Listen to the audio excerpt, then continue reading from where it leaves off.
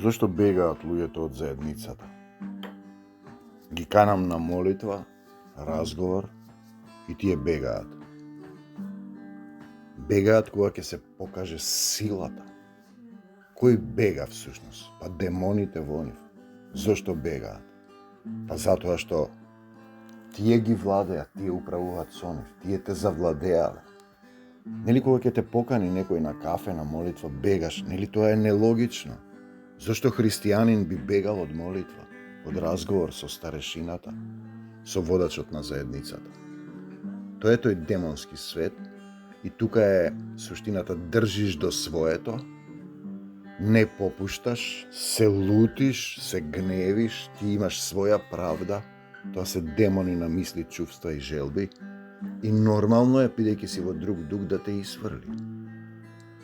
Пишано е дека јас сум поставен да им ги кажам гревовите на Израилот.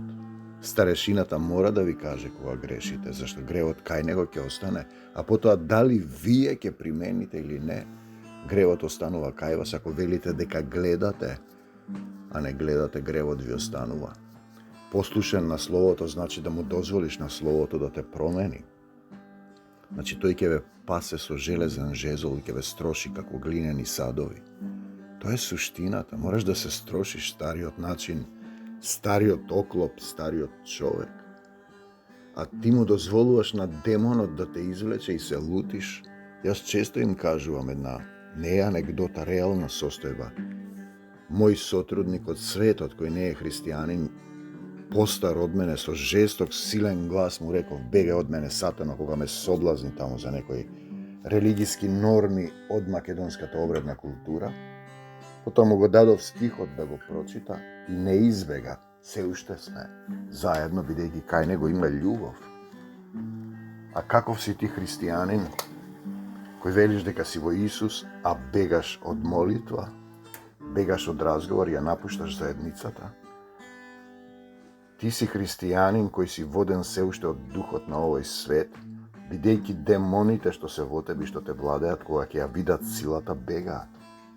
И тука најчесто се случува, ти го каниш на молитва и разговор, тој ќе ја дувне упреку. Тој бега од силата Исусова која се покажува. Имавме таков случај. Девојка завладеана од илуминатите дојде, рече: оџата ме исцели. Јас ја кренав раката и реков: татко, покажи ја силата. Кога ја кренав раката и тргнав со раката кон неа, таа вресна и избега боса низ вратата, остави торби, палта, се што имаше. Не ме допирај, не ме допирајте. Така е кога ќе се појави силата. Имав друг намерник, исто така роднина. Се молев за него, кога се молев за негова вера да поверува, слегуваше голема сила. Што ми прави, што залепуваше над зидот. Ете така е, силата е негова, славата, царството и ова поука е негова, како што се и песните негови.